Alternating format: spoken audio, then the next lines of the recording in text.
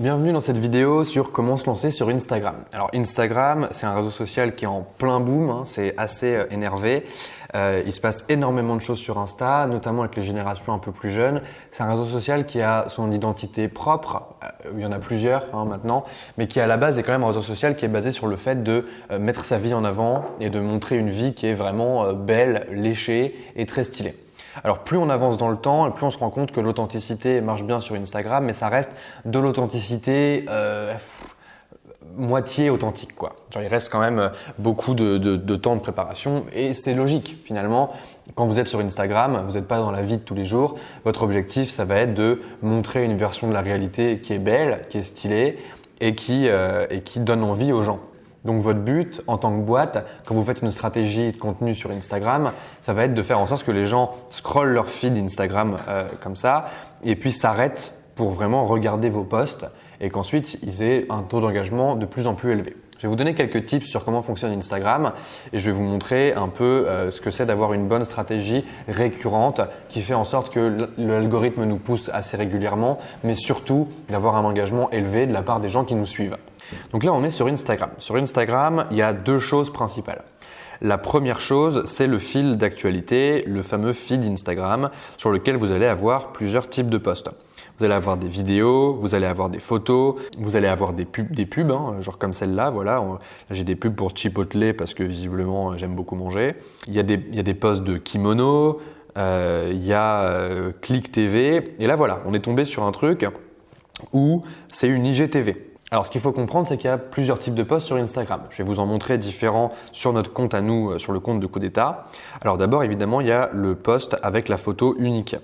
Donc par exemple, ici, nous, on a fait des posts. Ça, c'est le post pour annoncer, trouver des clients. Il y a peut-être certains d'entre vous qui ont acheté la formation après avoir vu ce post. Mais on a aussi des posts photos uniques, comme ce teasing-là qu'on avait fait pour la première interview Coup d'État X qu'on a faite. Ça, c'est juste une photo. Ensuite, il y a un autre type de post qui est les carousels. Donc, par exemple, ici, on a plusieurs photos qui vont défiler les unes à la suite des autres. C'était pour expliquer un peu notre retreat et ce qu'on avait fait avec l'équipe Coup d'État à l'époque.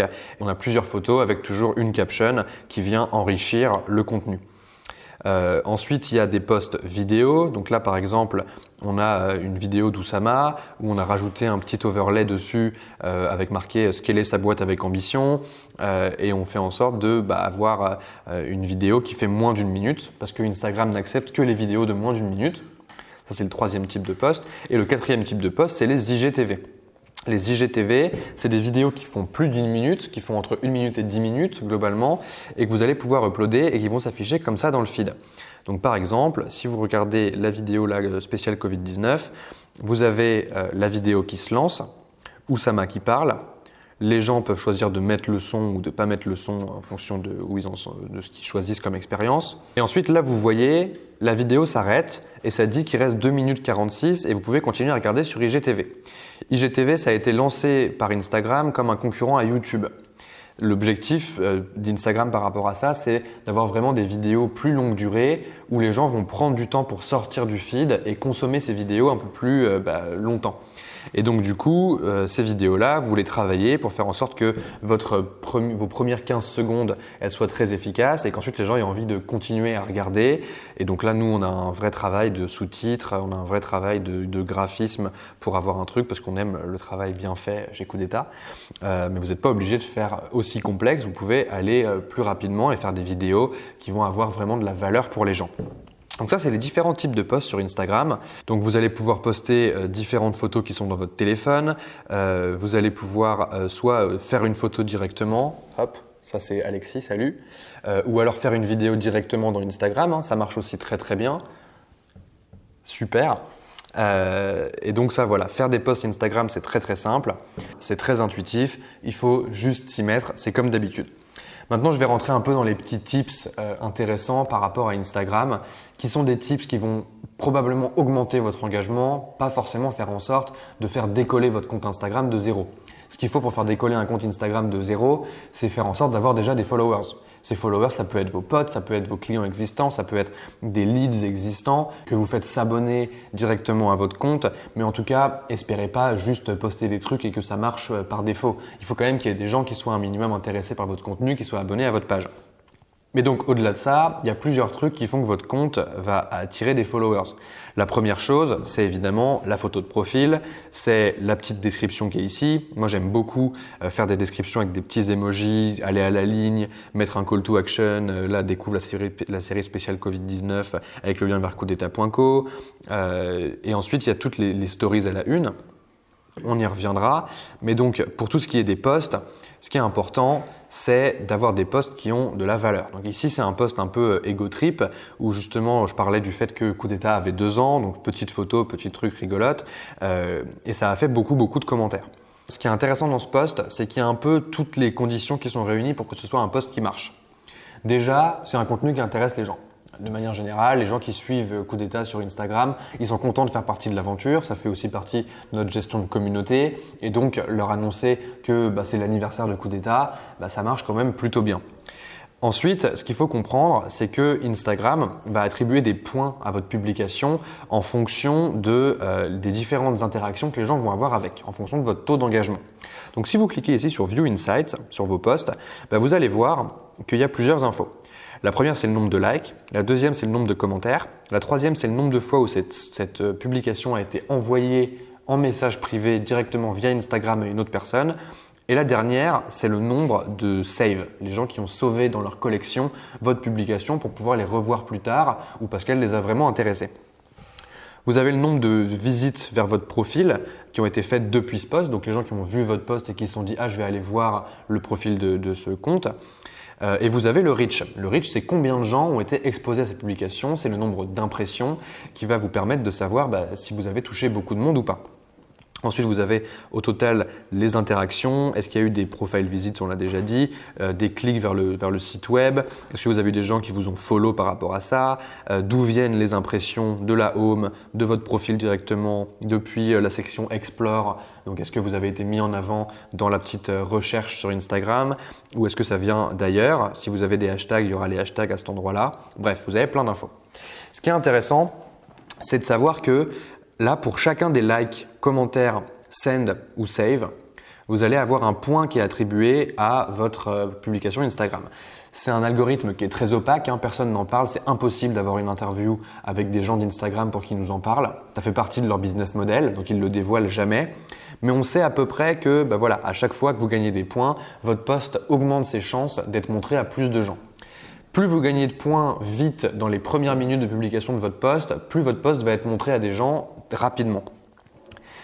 Donc tout ça, c'est intéressant à savoir. Ça veut dire que vous pouvez agir sur ces trucs-là. Quand vous créez des posts Instagram, vous pouvez vous poser la question de est-ce que ça va être liké? Est-ce qu'il va y avoir des commentaires? Est-ce qu'il va y avoir des sends? Est-ce qu'il va y avoir des saves? Sachant que les likes, encore aujourd'hui, sont mis en avant sur la plateforme, donc on les voit quand on navigue le feed.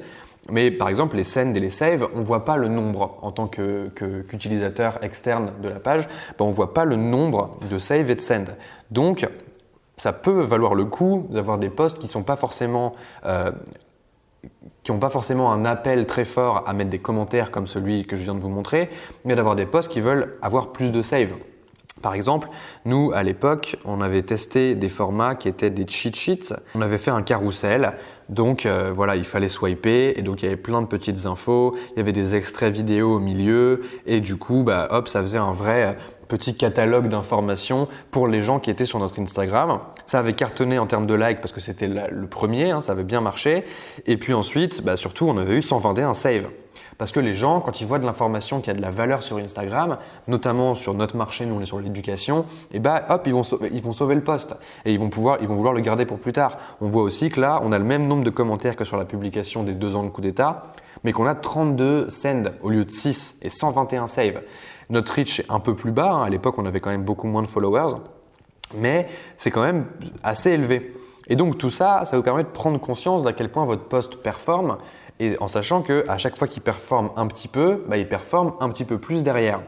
Donc il faut se poser la question de qu'est-ce que vous voulez avoir comme interaction de la part des gens. Si c'est des vidéos, ça va être le nombre de vues qui va compter. Sur des IGTV, c'est pareil. Donc voilà, tout ça, ça vous permet de vous poser la question de quel type de publication je vais faire sur Instagram. Ça, c'est pour la partie feed. Mais en fait, il y a la partie la plus importante d'Instagram aujourd'hui qui est la partie stories.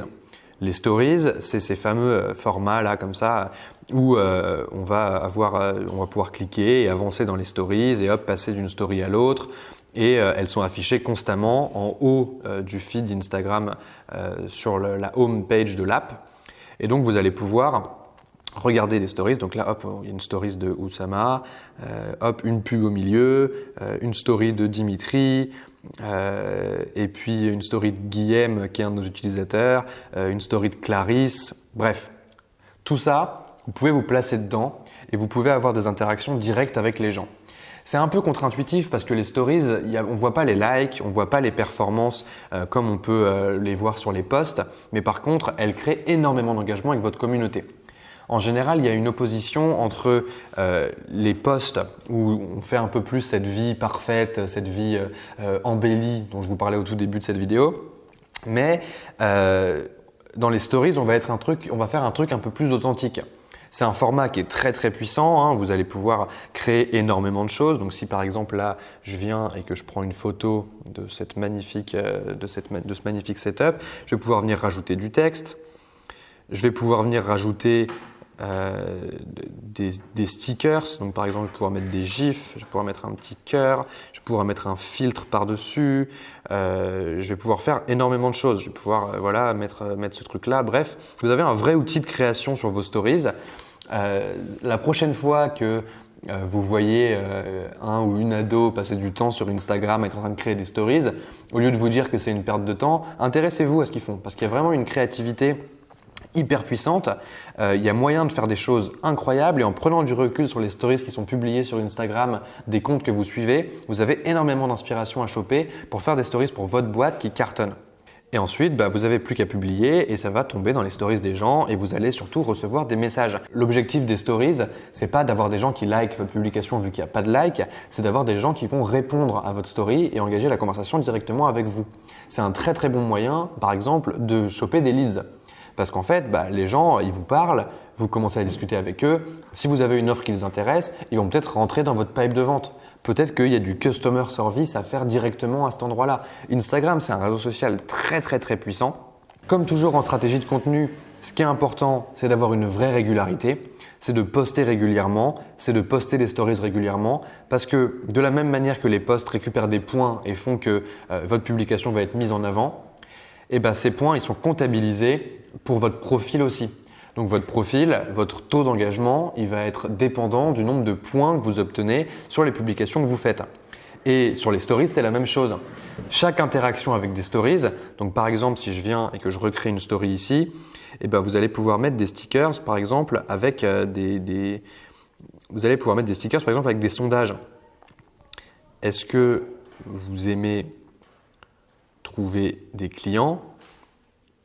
Oui, non. À chaque fois que quelqu'un va cliquer sur le oui ou sur le non, vous allez avoir une interaction en plus, donc un point en plus, donc votre profil va remonter. C'est pour ça que c'est hyper important d'avoir une régularité. De poster et de chercher l'engagement. Sur Instagram, ce qui est mis en avant énormément, c'est les interactions entre le compte et ses abonnés. Plus vous avez un pourcentage élevé de gens qui suivent votre compte, qui trouvent ça intéressant et qui interagissent avec, donc que ce soit des stories engageantes avec lesquelles les gens ont envie d'interagir, que ce soit des posts stylés qui donnent envie de liker ou des posts avec beaucoup de valeur qui donnent envie de sauver.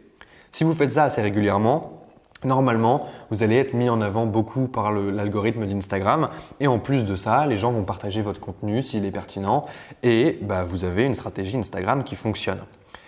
Alors, c'est beaucoup d'infos d'un coup, je parle vite, il y a plein de trucs qui se passent. Je pense que vous pouvez revoir cette vidéo si vous vous intéressez à Instagram. On s'intéressera à Instagram beaucoup plus en profondeur dans le futur dans Coup d'État.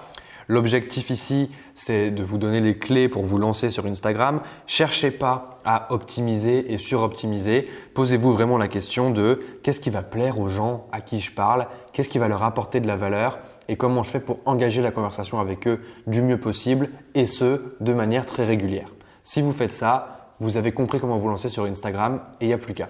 Bon courage!